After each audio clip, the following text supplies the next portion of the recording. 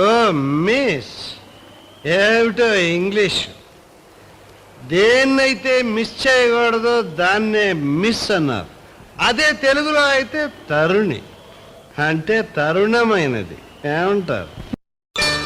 ఆ బోర్డు చూశారా?